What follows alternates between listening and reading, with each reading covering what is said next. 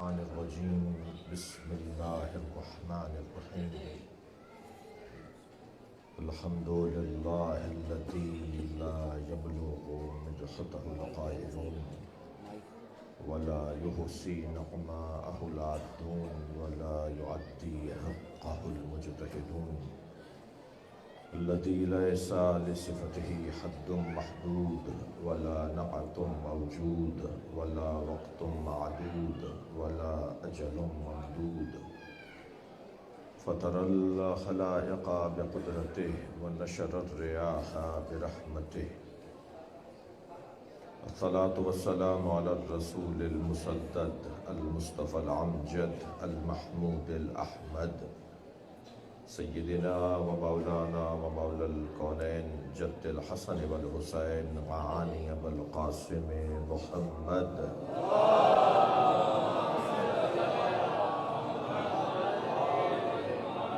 وآله الطيبين الطاهرين المعصومين الذين قال الله إنما يريد الله ليذهب عنكم الرجس أهل البيت ويطهركم تطهيرا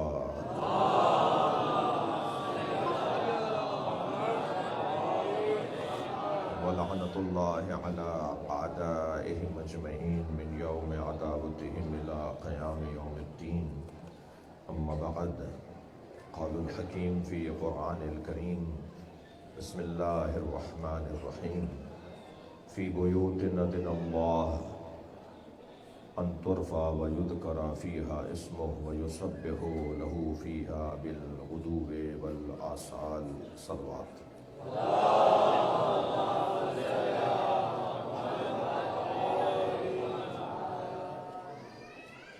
سورہ مبارکہ نور کی آیہ کریمہ ہے جو میں نے آپ کے سامنے پڑھی ہے فی بیوت اذن اللہ ان ترفع ویذکر فیہا اسمہ ویسبح لہ فیہا بالغدو والآصال۔ اس آیہ کریمہ کا ترجمہ اور اس کے ضمن میں اس مقام مقدس پہ کچھ دیر کی حاضری، مگر میں چاہوں گا کہ مقام استجابت دعا ہے اپنے تمام مرحومین کی مغفرت کے لیے، تمام بیماروں کی شفا یابی کے لیے، بالخصوص ایک کم سن بچی ہے ابرش جعفری، اسی طرح ایک زخمی ہوئے ہیں خطیب اہل بیت جواد زیدی، ظفر علی شاہ کل مجلس میں بیمار ہو گئے، مصائب اور عزاداری کے درمیان آپ کے ذہنوں میں بھی عزیز و خادم میں جو بیمار ہیں مریض ہیں ان سب کی شفاء کلی کے لیے، مرحومین کی مغفرت کے لیے، شہداء کے درجات کی بلندی کے لیے۔ مگر ایک طبقہ ہے جسے معمولاً میں اعتراف کرتا ہوں کہ ہم لوگ، یعنی میں اپنے لیے اعتراف کرتا ہوں کہ ہم انہیں بھول جاتے ہیں، وہ ہے پارا چنار، ڈیرہ اسماعیل خان، کوئٹہ، بالخصوص ان 3 شہروں میں اور بالعموم پورے پاکستان میں جو لوگ سانحات میں زخمی ہوئے ہیں۔ بعض لوگ 30 سال سے بستر پر ہیں، بعض لوگ 25 سال سے 30 سال سے بستر پر ہیں، ہاتھ پیر ان کے مفلوج ہیں، ایسی جگہ گولی لگی، ایسی جگہ بم دھماکے میں ان کو زخم آیا کہ ان کے ہاتھ پیر ختم ہو گئے اور وہ بستروں پر ہیں۔ خاص طور پہ ان شہروں میں ان سانحات میں ایسا ہوا۔ کچھ کراچی کے بھی میں زخمیوں کو جانتا ہوں جو بستر پر ہیں۔ ان سب کی شفا یابی کے لیے، ان سب کی حوصلہ مندی کے لیے وہ مولا علی کے نام پر زخمی ہوئے ہیں، وہ اہل بیت کی محبت میں زخمی ہوئے ہیں۔ ان سب کی شفا یابی کے لیے، حوصلہ مندی کے لیے، صحت یابی کے لیے، اور اپنی دعاؤں کو، اپنی حاجات کو ذہن میں رکھتے ہوئے مسجد کوفہ ہے، میں تو تھوڑا سا احساس کروں تو گویا اس وقت معراج کی کیفیت میں ہوں۔ جی ایک عجیب سی کیفیت ہے، کیسے یعنی اپنی نااہلی، اپنی کم علمی، اپنی بے وضاحتی،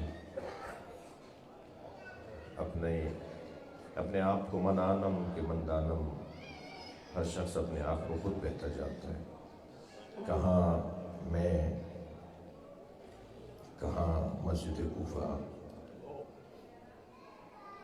کہاں اس مسجد کی در و دیوار جو علی کی آوازوں سے آشنا ہے، جو مولا علی کی صداؤں سے، اور ابھی آپ نے مناجات پڑھی مولا یا مولا، کہ جو ابھی آپ نے مناجات پڑھی مولا علی کی پسندیدہ ترین مناجات، اللہ ہمیں اپنے وطن میں بھی مفاتی میں لکھی ہوئی ہے یہ جو ابھی پڑھی گئی دعا، اللہ ہمیں اپنے وطن میں بھی ان مولا کے الفاظ کو دہرانے کی توفیق عطا فرمائے۔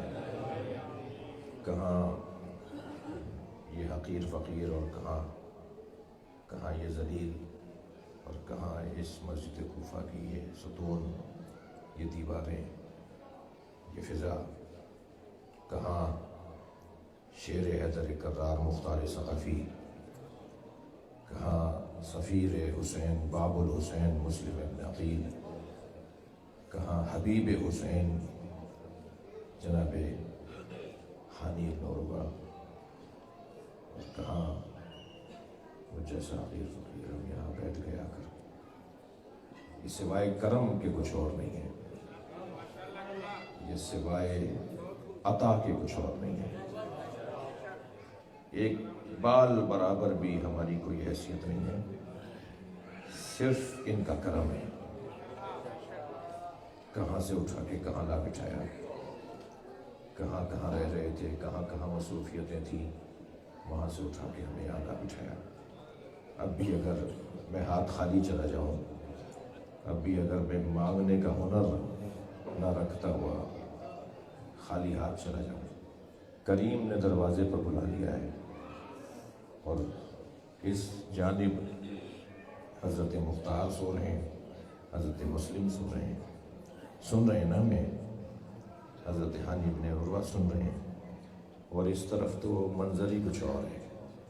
یہاں وہ محراب ہے جس محراب میں علی کے سجدوں کا ذکر سنا ہے، جس محراب نے ضربت لگتے ہوئے مولا علی کا وہ جملہ سنا ہے، فزت ورب الکعبہ، رب کعبہ کی قسم علی کامیاب ہو گیا۔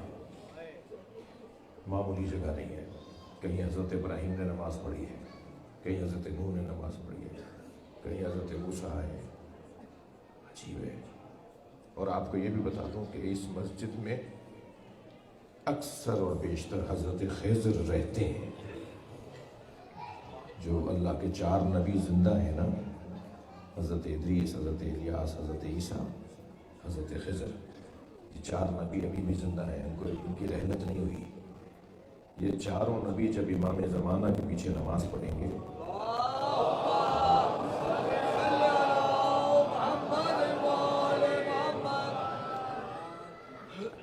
تو وہ منظر ہی کچھ اور ہوگا۔ یہاں حضرت خضر یہاں ہوتے ہیں، کیا معلوم کہ اس وقت بھی حضرت خضر آئے ہوئے ہیں، اور حضرت خضر بہت سارے لوگوں کی بگڑی بناتے ہیں، یعنی حضرت خضر کا خاص کام ہے، حضرت خضر غیبی مدد کے لیے بھیجے جاتے ہیں اللہ کی طرف سے۔ تو اس اعتراف اور اس اقرار کے ساتھ، اس حقیقت کے بیان کے ساتھ کوئی عاجزی اور کوئی خاکساری نہیں ہے، کوئی تواضع نہیں ہو، یہ حقیقت ہے۔ تواضع تو وہاں کہ جو، خاکساری تو وہاں جہاں کچھ اور ہو اور دکھایا، اپنے آپ کو جھکایا جا رہا ہو، نہیں، اس حقیقت کے اقرار کے ساتھ کہ ہم جہاں بیٹھے ہیں یہ سوائے کرم ہے مولا کے کچھ اور نہیں ہے کہ ہمیں یہاں لا کے بٹھا دیا ہے۔ میں نے امیر المومنین کے حرم میں مجلس کے درمیان ایک جملہ کہا تھا کہ ہم لوگ گروپ کی صورت میں حرم جاتے ہیں، 4 دوست مل کے جا رہے ہیں، 1000 لوگ مل کے جا رہے ہیں، کبھی اکیلے میں جانے کی بھی مشق کریں، اور کبھی علی سے تنہائی میں بھی بات کریں، جالی کا کوئی کونا پکڑ کے کہیں کونے میں بیٹھ کے، مولا ابھی 1 گھنٹہ پہلے آیا تھا، ایک دوست کے ساتھ آیا تھا، اس کے ساتھ آنے کو قبول کر لیں، مگر اب میں آپ سے اکیلے بات کرنے آیا ہوں، تھوڑا سا اپنے مولا سے اپنی तन्हाई की बातें भी हों। और हरम में अंदर जाने के बाद यानी ख़ास तौर पर ज़री का जो ये इलाका है और जगह है, ज़री के करीब की जगह जो है, जैसे हायर भी कहते हैं, जैसे जवार भी कहते हैं, वहाँ जाने के बाद तो कुछ हाल हमारा कुछ और होना चाहिए। पता नहीं किस किस अल्लाह के वली के बाज़ार पे हम जाते हैं अपने वतन के अंदर, यकीनन उनका मकाम बहुत बुलंद है, मगर ये सब अली मौला के दरवाज़े पर आते हैं। यानी यहाँ आकर भी हमें कोई और याद आ रहा हो तो ये मेरी शायद कम इल्मी और बेमारिफती है। मैंने आपके सामने दुआओं की कबूलियत के लिए, मरीज़ों की शिफायाबी के लिए बुलंद सलवात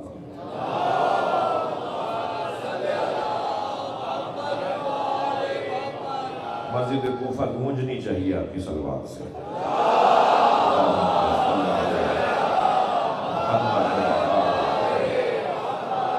आइम्मा अहले बैत ने फरमाया है कि बुलंद आवाज से सलवात पढ़ने का ज्यादा सवाब है।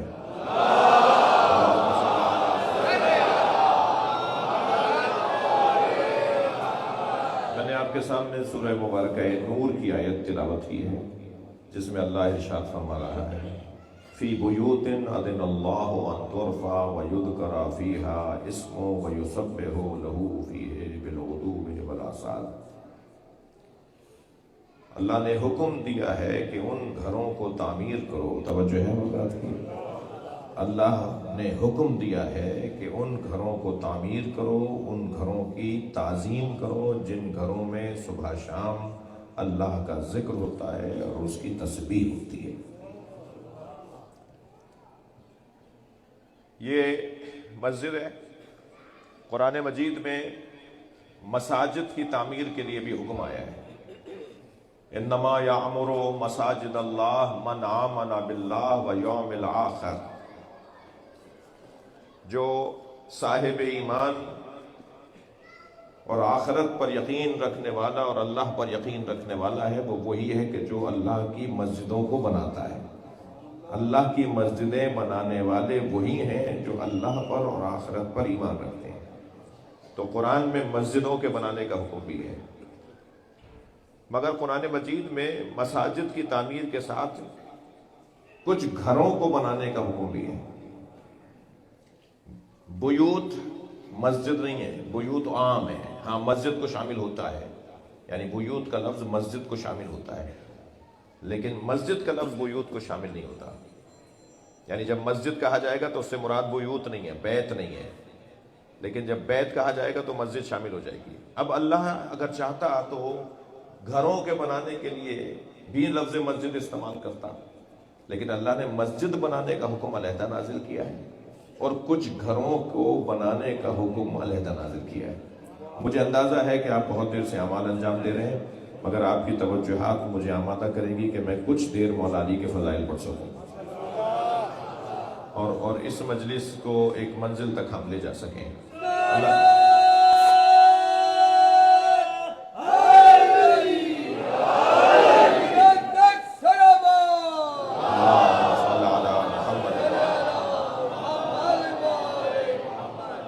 मस्जिद बनाने के बारे में इस आय करीमा में जिक्र नहीं हुआ, बल्कि कुछ घरों के, और बैत भी नहीं, बुयूत, एक घर भी नहीं है, 3 और 3 से ज्यादा घर, जमा का लफ्ज है। फी बुयूतिन अज़िनल्लाह, अल्लाह का हुक्म है कि उन घरों को तामीर करो जिन घरों में सुबह शाम उसका जिक्र होता है और उसकी तस्बीह की जाती है।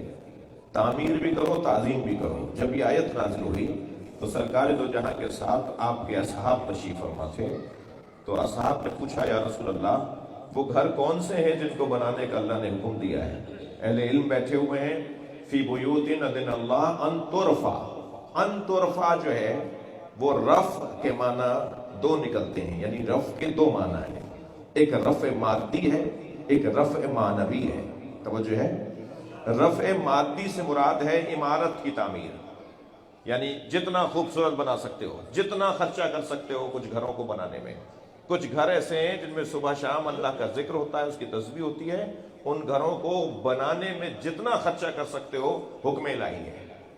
آپ میں یہ صلاحیت، ان میں وہ صلاحیت، اس گاؤں والوں میں یہ صلاحیت، اس شہر والوں میں یہ صلاحیت، جس کے پاس جتنی صلاحیت ہے اس میں لگا دے اور ان گھروں کو تعمیر کرے جن گھروں میں صبح شام اللہ کا ذکر اور اس کی تسبیح ہوتی ہے۔ رف یعنی رفع مادی، اور رفع مادی یعنی عمارت کی تعمیر خوبصورت ترین ہونی چاہیے، لوگ دیکھتے کے ساتھ ہی ایک مرتبہ رکے رہ جائیں، دیکھتے ہی رہ جائیں کیسا گھر بنایا ہے، کتنا خوبصورت گھر بنایا ہے، کتنا اہتمام سے بنایا ہے، اس کے دروازے تو دیکھو کیسے ہیں، اس کی کھڑکیاں تو دیکھو کیسے ہیں۔ اب ان لوگوں کو اللہ نے جواب دے دیا جو یہ کہتے ہیں کہ مزاروں پر، حرموں پر اتنا سونا کیوں لگا ہوا ہے، گنبدوں پر اتنا سونا کیوں جڑ ہوا ہے، اتنے مہنگے مہنگے دروازے کیوں بنے ہوئے ہیں؟ تم اپنے آپ سے اعتراض کر رہے ہو یا اللہ سے بغاوت کر رہے ہو؟ اللہ تو کہہ رہا ہے کچھ گھروں کو خوب اہتمام کے ساتھ بناؤ، جتنا بنا سکتے ہو اتنا بناؤ۔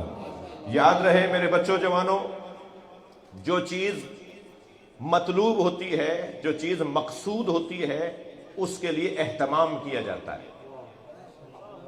جس چیز کو مقصد اور مطلب بنایا جاتا ہے، یہ مطلب اور مقصد ہوتی ہے، وہ چیز اہتمام کے ساتھ ہوتی ہے۔ یہ مجلس اس وقت مقصد ہے یا نہیں؟ تھوڑی سی گردن ہلائیے۔ یہ مجلس اس وقت مقصد ہے ہمارا؟ یہ مجلس مقصد ہے تو سجائی جائے گی، ایسے نہیں ہوگا کہ بغیر مائک کے بس چیخ چاخ کے اور معلوم ہو جی آواز نہیں آ رہی تھی اور نہیں، اہتمام کیا جائے گا، تبرکات کا اہتمام کیا جائے گا، خوب خضوع خشوع اور وضو کر کے آگے بیٹھیں گے، تمام تر اہتمام کے ساتھ آ کر بیٹھیں گے۔ اگر مقصد ہے تو اس میں اہتمام کیا جائے گا۔ توجہ چاہوں گا، نبی مکرم کی ذات اللہ کے نزدیک مقصد ہے، نبی مقصود الہی کو کہتے ہیں، نبی مقصود پروردگار کو کہتے ہیں۔ جو مقصود ہوتا ہے اسے بغیر اہتمام کے نہیں بھیجا جاتا، لہذا نبی کو بھیجنے سے پہلے آدم علیہ السلام، نوح علیہ السلام، ابراہیم علیہ السلام، موسیٰ علیہ السلام، عیسیٰ علیہ السلام، 1,23,999 پیغمبروں کو بھیجا جائے گا، تب مطلوب آئے گا جسے محمد کہتے ہیں۔ یہ مطلوب کو بھیجنے کا انتظام تھا جو نبیوں کو بھیجا گیا ہے۔ مطلوب ہے مجلس، مطلوب ہے گھر کا بنانا، تو بھائی خود خرچہ کرو۔ یہ بات نہیں کی جائے گی صاحب ہمارے ہاں تو وطن کے اندر اتنی بیوائیں ہیں، اتنے یتیم ہیں، اتنے مسکین ہیں، غربت کا حال اپنے کمال پر ہے، اور آپ امام بارگاہ اتنے خرچوں والے، اتنے مہنگی مہنگی عمارتیں بنا رہے ہیں، آپ امام بارگاہ میں عزا خانے میں اتنا آپ نے سونے چاندی کے پنجوں والے علم لگائے ہوئے ہیں، آپ نے جو ہے وہ ریشم کے اور جو ہے وہ ہیرے و جواہرات کی آپ نے ذریعہ بنائی ہوئی ہیں، اور وہ ملک کے اندر غربت ہے۔ میں انہیں جواب دے رہا ہوں، اللہ کہہ رہا ہے کہ ان گھروں کو تعمیر کرو جن گھروں میں صبح شام اللہ کا ذکر ہوتا ہے۔ اللہ کہہ رہا ہے اہتمام کرو۔ جواب دینے جا رہا ہوں، یہ جواب تو یہ ہے کہ بھئی قرآن کی آیت ہے، اس کے آگے تو بات ہی نہیں کرنی، لیکن عقلی دلیل دینے جا رہا ہوں۔ عقلی دلیل سنیے گا عزیزان گرامی، اگر ہم نے ان گھروں کو تعمیر کیا، ان گھروں کو بنایا جن گھروں میں اللہ کا ذکر صبح شام ہوتا ہے، تو خود بخود معاشرے سے یتیمی، خود بخود معاشرے سے فقر، خود بخود معاشرے سے بے ہنگمی ختم ہو جائے گی۔ میں لفظوں کو اور بہتر کر دیتا ہوں، تم حسین کے نام پہ خرچہ کرو، حسین یتیموں کو خود پال دیں گے۔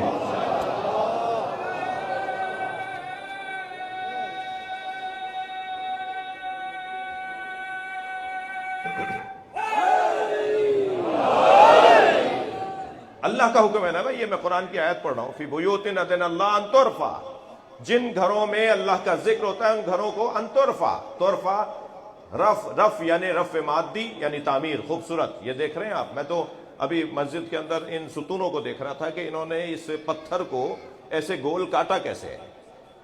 یہ ستون ہی آپ دیکھ لیجئے، آپ اس پتھر کو انہوں نے گول تراشا ہے۔ جی توجہ ہے حضرات کی، کیسے انہوں نے اتنا خوبصورت اس کو بنا دیا، کیسے یہ فرش جو ہے وہ اس انداز کا بن گیا۔ یہ تو اور پھر اسی طرح آپ کربلا بھی جا رہے ہیں، کل جا رہے ہیں، وہاں جا کے دیکھیں گے کہ امام حسین کے حرم میں کیا لگا ہوا ہے، مولا علی کے مزار میں کیا لگا ہوا ہے۔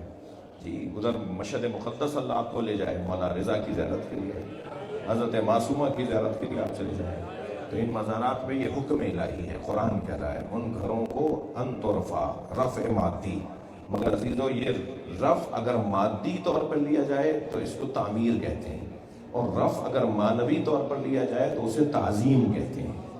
یعنی ان گھروں کی تعظیم کرو، توجہ ہے، جن گھروں میں صبح شام اللہ کا ذکر ہوتا ہے ان گھروں کی تعظیم کرو۔ جب یہ آیت نازل ہوئی تو سرکار اپنے اصحاب کے ساتھ تشریف فرما تھے. ایک اصحاب میں سے ایک شخصیت کی آواز آئی کہ یا رسول اللہ وہ گھر کون سے ہیں؟ اچھا یہ تو آیت آ گئی نا، گھر کا مصداق بھی تو ہوگا، توجہ ہے، یہ بھی تو ہوگا نا کہ وہ گھر کون سے ہیں. کہا یا رسول اللہ وہ گھر کون سے ہیں جن کی تعظیم اور تعمیر کا اللہ حکم دے رہا ہے؟ تو سرکار نے فرمایا بیوت الانبیاء، وہ انبیاء کے گھر ہیں.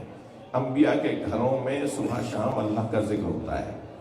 سوال جواب، آیت آئی، تشریح آ گئی، مگر برابر سے حضرت ابو بکر کی آواز آئی. اب عجیب بات ہے کہ یہی کیوں سوال کر رہے ہیں، یہی صحابی رسول کے کیوں سوال کر رہے ہیں؟ برابر سے حضرت ابو بکر کی آواز آئی، یا رسول اللہ ھذا المکان منہا، یہ جو علی و بطول کا گھر ہے یہ ان گھروں میں سے ہے. توجہ ہے مراد کی، یعنی عجیب انتظام ہے اللہ کا بھی کہ کیسے کس سے کہلوا رہا ہے. تو کہا کہ ھذا المکان منہا، یا رسول اللہ یہ علی، اشارہ کیا انہوں نے حضرت علی کے گھر کی طرف. ھذا المکان منہا، یہ علی و بطول کا گھر ان میں سے ہے. تو نبی نے بے ساختہ فوراً فرمایا نام من افاضلہا، یہ گھر ان سب سے افضل ہے.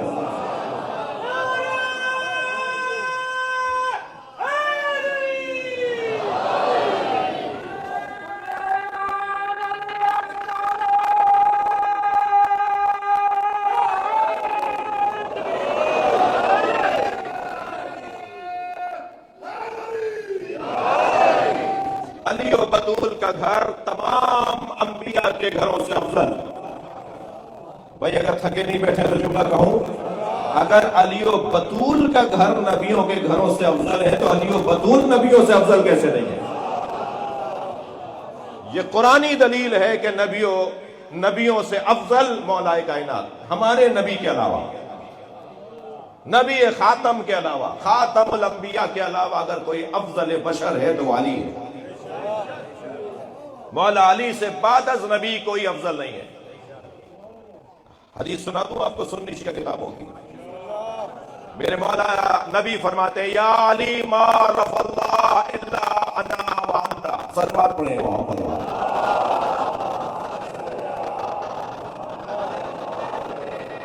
یا علی اللہ کو کوئی جانتا ہی نہیں ہے سوائے میرے اور تمہارے. کیا مطلب ہے؟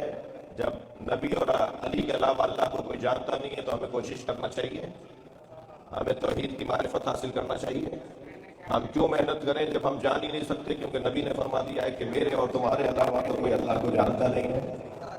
مطلب یہ نہیں ہے، مطلب یہ ہے کہ اگر اللہ کو جاننا چاہتے ہو تو یا مجھ محمد سے پوچھو یا علی سے پوچھو. یعنی میں بتاؤں گا کہ اللہ کیا ہے یا علی بتائے گا کہ اللہ کیا ہے؟ مولانا یا علی ما رفع اللہ الا انا وانت، اللہ کو کوئی نہیں جانتا سوائے میرے اور اللہ، علی تمہارے.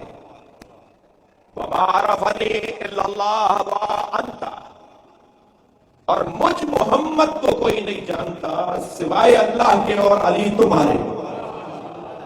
یعنی اگر نبی کی معرفت حاصل کرنی ہے تو قرآن پڑھنا ہوگا یا نہج البلاغہ پڑھنی ہوگا. ہمیں دیکھنا ہوگا کہ مولا کائنات نے نبی کے بارے میں کیا فرمایا ہے. ہمیں پڑھنا ہوگا کہ قرآن میں اللہ نے نبی کے بارے میں کیا فرمایا ہے. قرآن مجید میں نبی کے بارے میں اللہ نے فرمایا لقد ارسلنا، اللہ اکبر، لقد جاءکم رسول من انفسکم عزیز علیہ ما عنتم حریص علیکم بالمؤمنین رؤوف رحیم.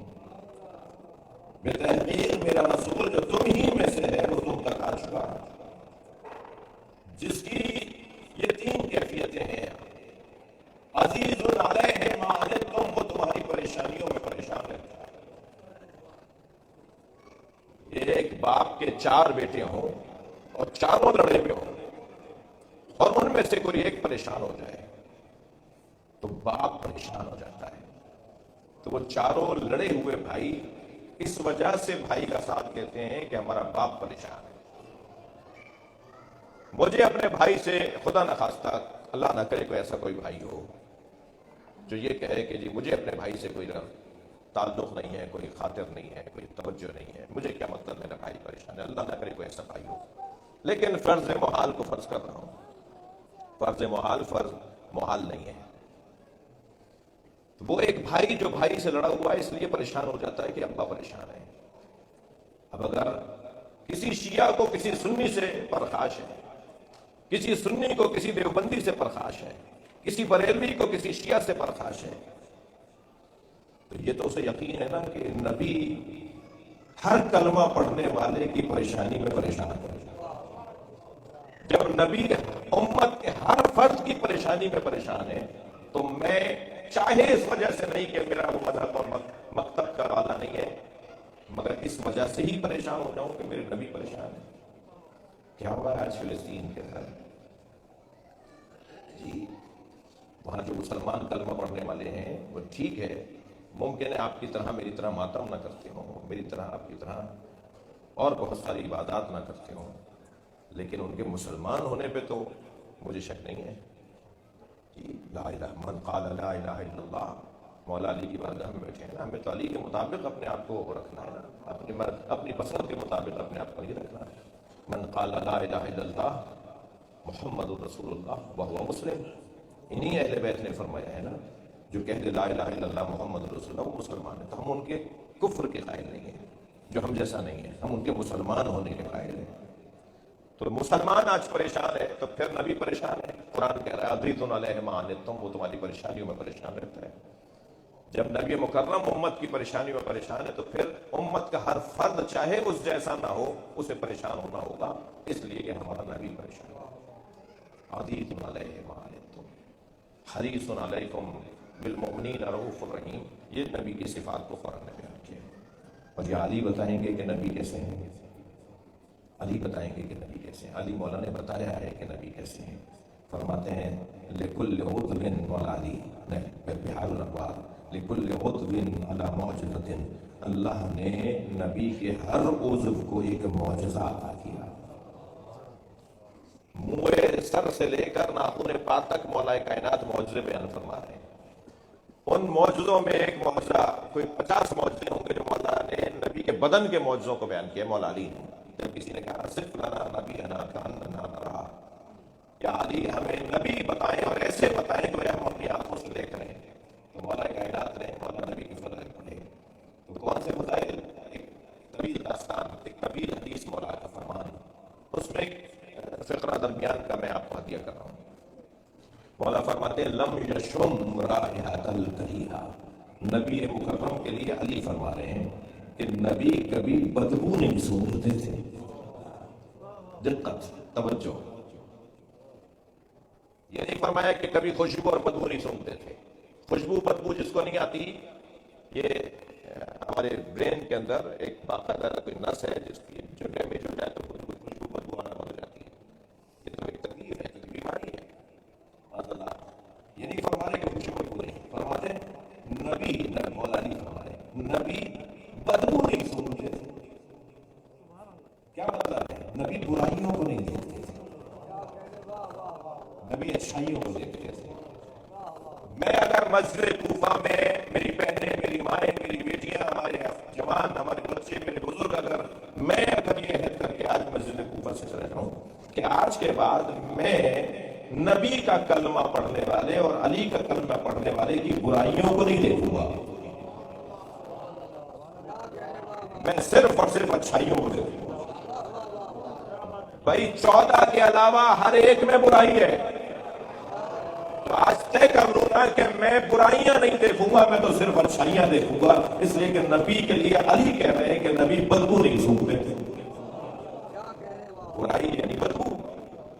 سرکار کو بدبو نہیں آتی تھی، لم یشم، بدبو آتی نہیں تھی. لم یشم رائحۃ الکریہہ، نبی بدبو نہیں سونگھتے تھے. جی برائیوں کو دیکھنا بند رکھو، علی کا چاہنے والا ہو جاؤں گا. میں کہتا ہوں بہت لمبے 110 صفتیں بتائی ہیں مولا علی نے اپنے شیعوں کی خطبہ حمام کے اندر کہ میرے چاہنے والوں کی یہ نشانیاں ہیں. 110 صفتیں ہیں، وہ بھی حمام ابن عبادہ کا دم نکل گیا، چیخ مار کے وہ تڑپے اور دم نکل گیا اور مولا کا خطبہ رک گیا. ورنہ مجھے تو ایسا لگتا ہے کہ 110 نہیں، شاید 210 صفتیں ہو جاتی ہیں. تو علی رک گئے.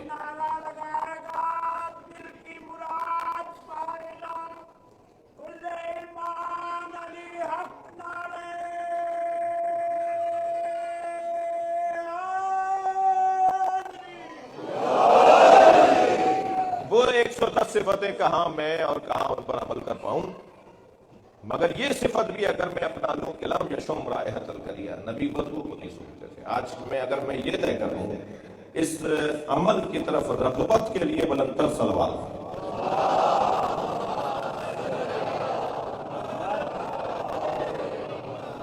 ما عرفنی الا اللہ وانت یا علی، یا علی مجھے سوائے اللہ کے تمہارے کوئی نہیں جانتا۔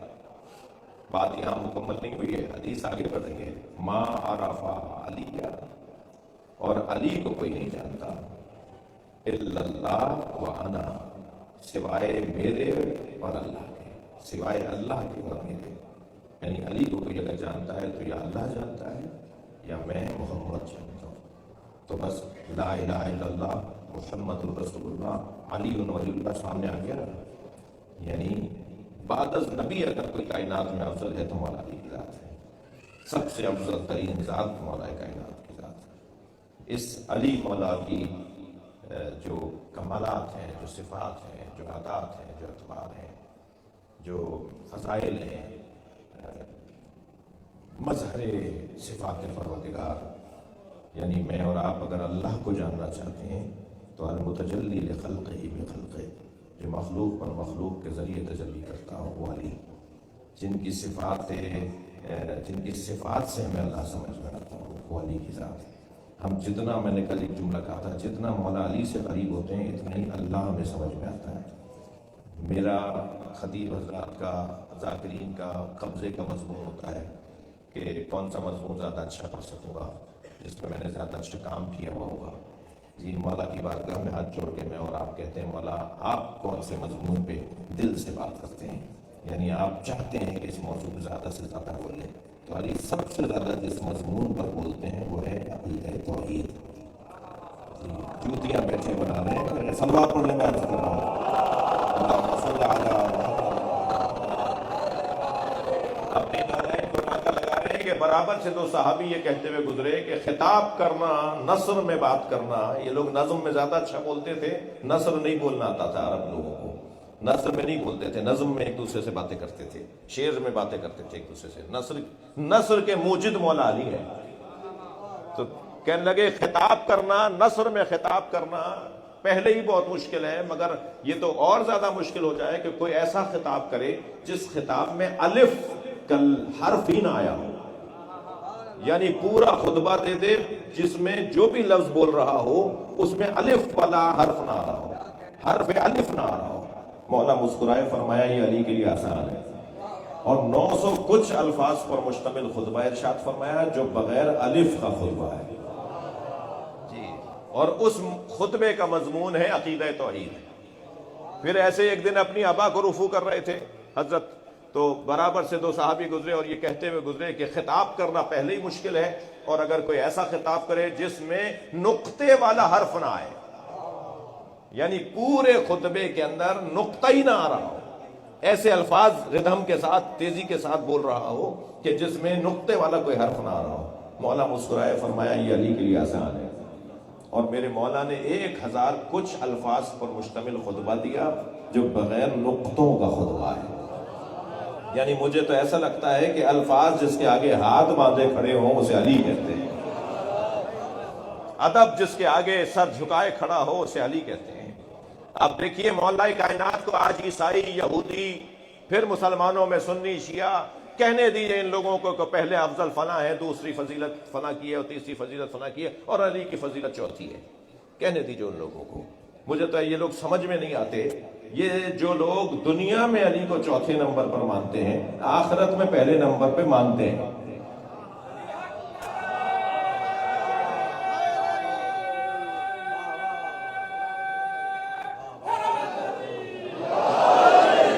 بھائی جو آخرت میں پہلے نمبر پر ہو اسی کو دنیا میں بھی پہلے نمبر پہ مانو۔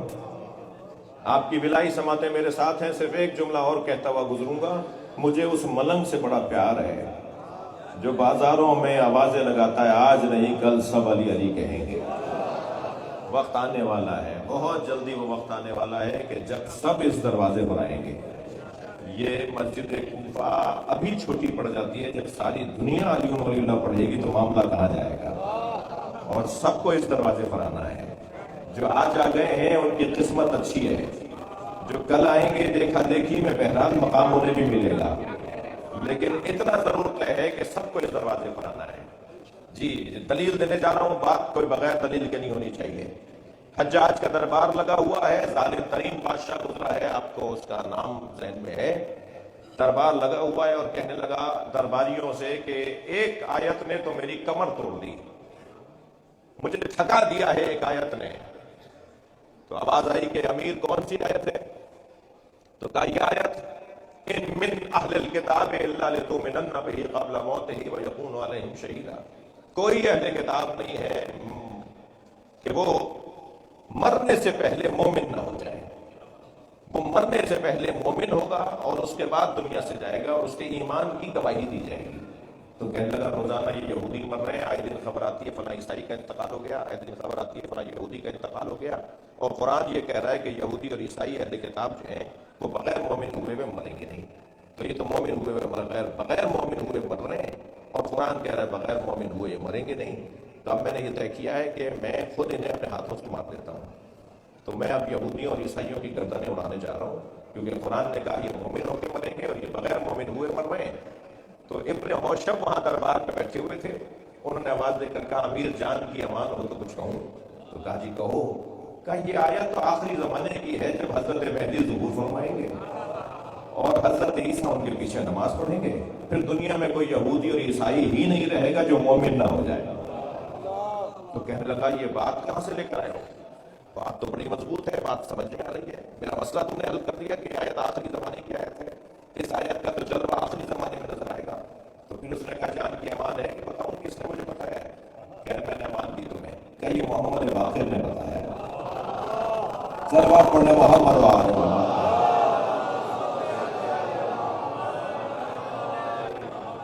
تو اس آیہ کریمہ کے مطابق سب کو اس دروازے پر آنا ہے. میں تھوڑا سا کھول کے کہہ دوں، سب کو ماتمی بننا ہے، سب کو علی ولی اللہ پڑھنے والا بننا ہے، سب کو کالے کپڑوں والا بننا ہے، سب کو اہل بیت کے مطابق زندگی گزارنے والا بننا ہے. میرے درمیان جو میرے بھائی آئے ہوئے ہیں میں ان سے انتہائی محبت کے ساتھ ایک جملہ کہہ رہا ہوں، تمہیں آج نہیں کل آنا ہوگا. بہتر ہے آج مسجد کوفہ میں ارادہ کر کے جاؤ کہ میں ہاتھ کھول کے نماز پڑھوں گا.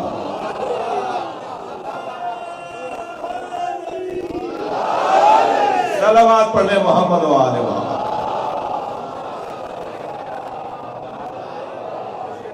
سب کو اہل بیت کے دروازے پر آنا ہے، سب کو اہل بیت کے مطابق زندگی گزارنی ہے. جی وقت قریب آ گیا ہے. میں ابھی پچھلے دنوں ایک عارف کی خدمت میں پہنچا. میں یہاں سے پہلے قم تھا، مشہد تھا. آپ لوگ زیادہ تر پاکستان سے آئے ہیں، میں تہران سے میری فلائٹ تھی. تو کچھ دن پہلے میں ایک اللہ کے عارف کی خدمت میں تھا. وہ بیان کر رہے تھے کہ الکذابون الوقاتون، وہ جو ایک ہے نا کہ جو وقت کو معین کرتے ہیں نا کہ امام کس وقت ظہور فرمائیں گے، وہ جھوٹے ہیں. وہ منظر کچھ اور ہے. یہ جو میں بات کرنے جا رہا ہوں یہ منظر کچھ اور ہے. سید ابن طاؤس کے زمانے میں طے ہو گیا تھا کہ امام ظہور کر رہے ہیں، یعنی اللہ نے طے کر دیا تھا، امام کو بتا دیا تھا کہ میں تمہیں بھیج رہا ہوں. پھر مؤخر کر دیا اللہ نے. وہ کہتے ہیں یا وہ زمانہ تھا جو ظہور کا زمانہ تھا، یعنی ماحول تیار ہو چکا تھا، آمادہ ہو چکا تھا، حضرت ظہور کرنے جا رہے تھے، یا جو آج زمانہ ہے یہ ظہور کا زمانہ ہے. یعنی ہمارا جو دور ہے نا یہ ظہور کا دور ہے. انشاءاللہ بولیے. یہ جو وقت ہے نا، یہ جو دن چل رہے ہیں یہ ظہور کے دن چل رہے ہیں. کسی بھی جمعے کو آواز آ جائے گی کہ بقیت اللہ خیر لکم ان کنتم مومنین، اللہ کا بقیہ سب سے بہتر ہے اگر تم مومن ہو. کعبے کی دیوار سے ٹیک لگا کے علی کا بیٹا سیدہ کا یوسف زہرا امام زمانہ کعبے کی دیوار سے ٹیک لگا کے کہیں گے کہ میں آگے ہوں. اور پھر وہاں سے وہ پہلا جو سفر کریں گے نا وہ اس شہر کا کریں گے. کوفے میں نماز جماعت پڑھیں گے، حضرت عیسیٰ جس نماز پڑھیں گے. بصرے تک صفیں لگیں گی اس شہر میں، اسی شہر میں جہاں آپ بیٹھے ہیں. کوئی بعید نہیں ہے اس محراب میں کھڑے ہو پڑے، کوئی بعید نہیں ہے اس محراب میں جو ابھی آپ نے نماز پڑھی ہے اس میں امام زمانہ کھڑے ہو کے نماز پڑھائیں. اور روایت کہتی ہے پہلی نماز جو امام پڑھائیں گے اس کی صفیں بصرے تک جائیں گی. تاریخ ابدیت میں سب سے بڑی جماعت ہوگی، یعنی اب تک اتنی بڑی جماعت نہیں ہوئی ہوگی جو امام کے آنے پہ جماعت ہوگی. اور پھر امام یہاں سے نماز جماعت پڑھا کر اعلان امامت کر کے، اعلان ظہور کر کے پھر حضرت معلوم ہے کہاں جائیں گے؟ پھر حضرت کربلا جائیں گے. جا رہے ہیں نا آپ کربلا، کل جا رہے ہیں کربلا. بلکہ میں لفظ بہتر کروں، ہم کب کربلا میں نہیں ہیں. ہم تو اپنے وطن کے اندر جب نماز مکمل کرتے ہیں تو بغیر حسین کے تو ہماری نماز بھی مکمل نہیں ہوتی. کوئی ایک عبادت بتائیے جو سلام بر حسین، حسین مولا پہ سلام کے علاوہ مکمل ہو جاتی ہو. نماز عید، نماز بقرعید، روزانہ کی نمازیں. کوئی ایک عید کا دن، کوئی ایک خوشی کا دن بتائیے جس میں امام حسین پر زیارت نہ آئی ہو. بڑا مقام ہے، ہستی ہوگا، مگر حسین حسین ہے. کربلا کی حدود میں ابھی مسافری کہہ رہے تھے اپنی والدہ کے لیے، اور کل آپ یہ اہتمام کر رہے ہیں. کربلا کی حدود میں پیدل چل کے جانا یہ ائمہ کی سنت اور سیرت رہی ہے. ٹھیک ہے اتنا نہیں چل سکتے تو کچھ تو چلیں، پورا نہیں چل سکتے تو کچھ تو چلیں. جب کربلا کی حدود شروع ہوتی تھی نا تو امام صادق اپنے گھوڑے سے اتر جاتا تھا اور سواری ساتھ ساتھ چلتی تھی اور آپ پیدل چلتے تھے. پوچھا ایک چاہنے والے نے، عجیب جملہ کہا ایک چاہنے والے نے، کہ مولا آپ بھی امام ہیں اور حسین بھی امام ہیں، آپ حسین کی بارگاہ میں اتنی عاجزی کے ساتھ، اتنا اپنے آپ کو اپنی نفی کر کے، اتنا جھک کر، اتنا اپنے آپ کو کیوں پیش کر رہے ہیں؟ آپ بھی امام ہیں، حسین بھی امام ہیں. تو آنکھوں میں آنسو بھر کے فرمایا ہمیں امامت بتصدق حسین ملی ہے. خاک شفا تحت قبہ قبولیت دعا اور نسل حسین میں امامت، یہ کربلا کی وجہ سے ہوا ہے. تین چیزیں فرمایا نا اللہ نے. حسین کے گلے پہ چلتے ہوئے خنجر کے بدلے میں حسین کو اس دنیا میں 3 انعام دیے ہیں. جو امام حسین کے گلوئے خشکیدہ پر خنجر چل رہا تھا، خشک گلے پہ جب خنجر چل رہا تھا تو اللہ نے اسی دنیا میں امام حسین کو 3 انعام عطا کیے. ایک، حسین کے پیروں سے لگنے والی خاک میں شفا. کسی خاک کا یہ مقام نہیں ہے جو خاک کربلا کا مقام ہے. دوسرے، تحت قبہ امام حسین کے گنبد کے نیچے دعاؤں کی قبولیت. اور تیسرا، 9 من ولد الحسین، اللہ نے 9 امام حسین کی اولاد میں قرار دی ہے. امامت کو امام حسین کی اولاد نسل میں قرار دیا ہے. فرمایا ہمیں امامت بتصدق حسین ملی ہے. ہم اس کی بارگاہ میں جا رہے ہیں کہ جس کی وجہ سے ہدایت کا چراغ روشن ہوا ہے. حضرت ابو، آپ کی آنکھوں میں آنسو آ گئے. کربلا تو لفظ ہی ایسا ہے، یہاں بولا کربلا وہاں دل ٹوٹنا شروع ہو جاتا ہے. کہ اصل ہی کچھ اور ہے کربلا کا. یہاں کہتے ہیں کربلا، وہاں ایک مرتبہ دل پر خنجر چلنا شروع ہو جاتا ہے. یہاں کہتے ہیں حسین. حضرت آدم فرماتے ہیں کہ جب میں نے اللہ کی بارگاہ میں سوال رکھا، یا اللہ جب میں کہتا ہوں محمد تو میرے دل کو ٹھنڈک ملتی ہے، جب میں کہتا ہوں علی تو مجھے بالیدگی اور عظمت محسوس ہونے لگتی ہے، جب میں کہتا ہوں فاطمہ تو مجھ میں حیا اور شرم بڑھنے لگتی ہے، اور جب میں کہتا ہوں حسن تو میرے اندر غیرت آنے لگتی ہے، لیکن جب میں کہتا ہوں حسین تو مجھے رونا آتا ہے. 5 نام رکھے تھے نا اللہ نے حضرت آدم کے سامنے. पंजतन के 5 नाम रखे थे ना, बताओ ये नाम लो, ये बताओ ये क्या लिखा हुआ है। यही तो सबक बना था कि फरिश्तों से हज़रत आदम अफजल करार आए थे, और फिर फरिश्तों को हुक्म हुआ था कि आदम को सजदा करो। तो फरमाने लगे जब मैं कहता हूँ हुसैन तो मेरी आंखों में आंसू आ जाते हैं। या अल्लाह ये कौन है? हुसैन जिसके नाम पर रोना आता है। अतीलुल अबरात हुसैन, आंसुओं का मारा हुसैन। तारीख बशरियत में सबसे ज्यादा जिसके नाम पे रोया जाता है, जिसका नाम रुलाने का नाम है, जिसका नाम रोने का नाम है। बोलते हैं तरह तरह की बातें हैं कि रोना बिदत फना, लेकिन अब सब आ रहे हैं इस दरवाजे पर। जो बिदत कहते थे, जो बुरा कहते थे, वो सब आ रहे हैं। मैंने पहले कह दिया कि सब इस दरवाजे पर आएंगे। इमाम हुसैन, कोई पूछे ना जनाब ज़हरा से, कोई पूछे नबी मुकर्रम से, मदीने की गली से गुजर रहे, एक घर से एक बच्चे के रोने की आवाज़ आई। सरकार ने दरवाज़ा बजा दिया। एक खातून दरवाजे पर आई, फरमाया अपने बच्चे को खामोश करवाओ, इसके रोने की आवाज़ मेरे हुसैन से मिलती है। एक कूचे से गुजर रहे हैं, कुछ बच्चे खेल रहे हैं। हजरत ने आगे बढ़कर एक बच्चे को अपनी आगोश में लिया, प्यार किया, बोसा दिया, ज़मीन पे उतार के आगे बढ़े। तो एक सहाबी ने पूछा, या रसूलल्लाह ये किसका बच्चा है? फरमाया मुझे इससे गरज नहीं है किसका बच्चा है, मुझे तो इससे गरज है ये मेरे हुसैन से मोहब्बत करता है। कितने कायदे, कितने फार्मूले दे रहे हैं नबी मुकर्रम। जो मेरे हुसैन से मोहब्बत करता हूँ, मैं उससे मोहब्बत करता हूँ। ये बच्चा किसका है मुझे इससे गरज नहीं है, मगर ये मेरे हुसैन का एहतराम करता है, ये मेरे हुसैन का ख्याल करता है। अजरुकुम अल्लाह। बीबी उम्मे सलमा से फरमाया, उम्मे सलमा मैं सफर से लौटा हूं, कुछ देर आराम करूंगा, कोई मिलने आए तो कह देना कि नबी आराम कर रहे हैं। हुजरे में गए, बीबी फरमाती अभी नबी हुजरे में गए थे कि हुसैन दौड़ते हुए आए, और हुसैन की उम्र उस वक्त 3 साल की थी।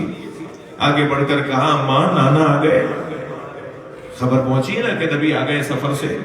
तो जनाब उम्मे सलमा कहती है मैंने अपने हाथ फैला के रास्ता रोक लिया। मैंने कहा तुम्हारे नाना आराम कर रहे हैं। क्या नानी मुझे भी रोका है? क्या तुम्हारे नाना ने तखसीस नहीं लगाई कि कौन ना आए?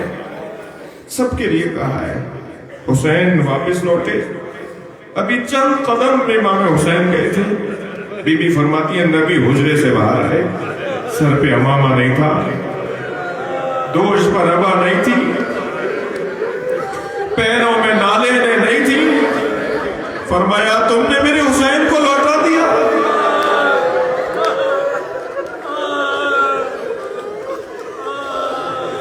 आगे बढ़कर इमाम हुसैन को आगोश में लिया और अपने हुजरे में ले गए। बीबी फरमाती है कुछ देर के बाद नबी के रोने की आवाज आई, और आवाज जब बढ़ने लगी तो मैं मजबूर होकर हुजरे में गई। तो मैंने क्या देखा, हुसैन का कुर्ता उतारा हुआ,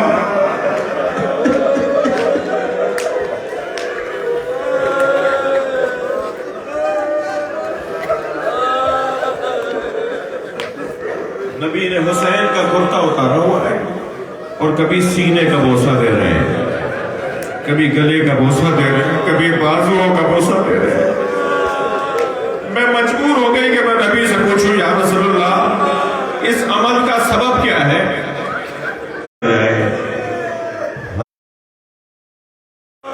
मुझे रोना आ रहा है, अपनी आवाजों को आजाद करें। जब आप बुलंद आवाज से रोते हैं ना, इमाम जाफर सादिक दुआ देते हैं, इमाम मोहम्मद बाखिर हुसैन मौला पे रोने वालों के लिए मुसल्ला बिछा के दुआ करते हैं। इमाम रिजा अपने हाथ उठा उठा कर हुसैन के अज़ादारों के लिए दुआ करते हैं। अहले बैत ने बुलंद गिरिया करने की ताकीद की है, ऊंची आवाज में रोना। और जब आप ऐसे रोते हैं ना, तो मैं बीबियों से कहूंगा जरा अदब रहे, एहसास रहे, कहीं आपके बराबर में हुसैन की मां ना आई बेटा। मैं अपने भाइयों से कहूंगा किसी को धक्का ना लग जाए, किसी को कोहनी ना लग जाए। क्या मालूम इमाम ज़ैनुल आबिदीन पुरसा लेने आए हो, और ख़ास तौर पर मस्जिद कूफा है, यहाँ तो इमाम ज़माना को भी बुलाइए। और अज़ादारों, मेरी बीवियों, बहनों, मेरी बेटियों, وہ جو حسین کی دکھیاں ماں آتی ہیں نا تو ان کے ساتھ ایک 4 سالہ بچی بھی آتی ہے جو بار بار دادی سے کہتی ہے دادی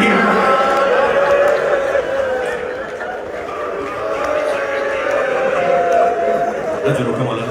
مجھے جلدی نہیں ہے، میں نے فضائل کا دورانیہ کم کیا تاکہ کچھ دیر میری آنکھوں میں آنسو رہے. عزادارو، مسجد کوفہ ہے، محراب عبادت علی ہے. اس کوفے کی گلیوں میں مولا کائنات کا جب جنازہ اٹھایا گیا، اچھا جب مولا کو لے جا رہے تھے نا، جب مولا زخمی ہوئے تو جیسے ہی گھر قریب آیا فرمایا حسن مجھے اتار دوں، میں پیروں سے چل کے جاؤں گا. تو مولا حسن نے فرمایا بابا آپ سے چلا نہیں جائے گا، بابا آپ کے سر کا خون بہت بہہ چکا ہے. فرمایا حسن مجھے زینب ایسے دیکھ نہیں پائے گی، میری بچیاں مجھے ایسے دیکھ نہیں پائیں گی. میں مولا علی سے ہاتھ جوڑ کر کہوں گا مولا آپ کی زینب کا بڑا حوصلہ ہے، یہ 70 قدم کے فاصلے سے بھائی کو ذبح ہونے دیکھے گی، یہ علی اکبر کا لاشا اٹھائے گی، یہ علی اکبر کا لاشا بھائی کی گود سے لے گی، یہ حسین کے پامال بدن پر آئے گی.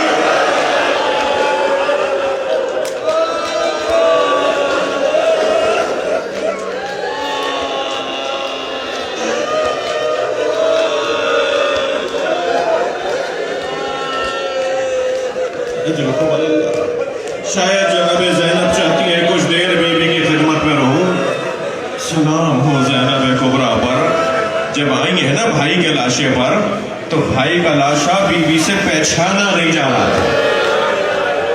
نہیں پرسہ دیں گے، بیوی سے بھائی کا لاشا پہچانا ہی نہیں جا رہا تھا. تو ایک مرتبہ آواز دے کر کہا انت اخی زینب، کیا تم ہی زینب کے بھائی حسین ہو؟ اور ایک مرتبہ آسمان کو دیکھا، پھر کربلا سے مدینے کی طرف رخ کیا اور آواز دے کر کہا صلی علیک یا رسول اللہ ملیک السماء، اے اللہ کے رسول آپ پر آسمان کے فرشتے سلام کرتے ہیں. ھذا حسین، یہ ہے آپ کا حسین، مرمل بالدماء، جسے خاک و خون میں غلطان کر دیا، مصلوب الامامۃ والردا، جس کا امامہ اتار کر لے گئے، مقطع الاعضاء، جس کے جوڑ کو علیحدہ کر دیا. اور یہ کہہ کر میری بیوی نے آواز دی نانا آپ کے حسین کا یہ حال ہے، وہ بناتوں کا سبایا اور آپ کی بچیوں کے سروں سے چادریں اٹھا. اجرکم اللہ، اللہ آپ کو کوئی غم نہ دے. اور پھر ایک مرتبہ اپنے ہاتھوں سے بھائی کا لاشا اٹھایا اور آسمان کی طرف دیکھ کر فرمایا اللہم تقبل منا ھذا القربان، یا اللہ ہم اہل بیت کے پاس اس سے بڑی چیز دینے والی، ہم سے یہ قربانی قبول کر لے. امام سجاد فرماتے ہیں پھوپھی اماں بابا کے لاشے کے گرد چکر کاٹنے لگی. امام نے فرمایا پھوپھی اماں کیا دیکھ رہی ہیں؟ کبھی پائنتی آ کے کچھ دیکھتی تھی، کبھی سرہانے آ کے کچھ دیکھتی تھی. تو امام نے فرمایا پھوپھی اماں کیا دیکھ رہی ہیں؟ فرمایا زین العابدین سالم جگہ ڈھونڈ رہی ہوں جہاں بوسہ دے سکے، مگر حسین کے بدن پر کہیں سالم جگہ نظر نہیں آئی تو کٹی ہوئی گردن کا بوسہ دیا.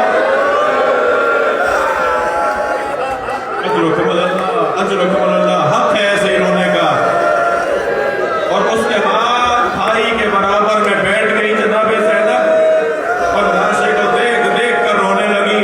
تو امام سجاد نے فرمایا پھوپھی اماں بالغہ غیر معلمہ ہے، پھوپھی اماں آپ کو تو پتا تھا کیا ہونا ہے، حوصلہ کیجئے. فرمان لگی زین العابدین دیکھ رہے ہو بھائی کے بدن پہ دھوپ آ گئی ہے. اے سید سجاد میرے بھائی کے بدن پہ کربلا میں دھوپ آ گئی ہے، تپتی ہوئی ریت پر میرے بھائی کا بدن رکھا ہوا ہے. اے سید سجاد میرے سر پہ چادر نہیں ہے. یہ کہہ کر فرمایا میں کم سن تھی، 3 سال کا میرا سن تھا، میں اپنے گھر کے صحن میں سو رہی تھی.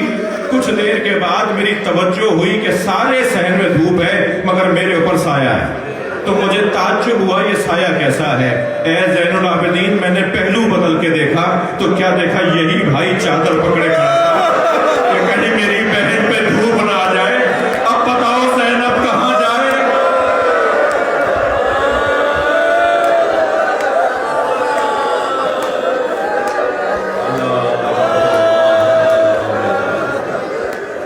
حسین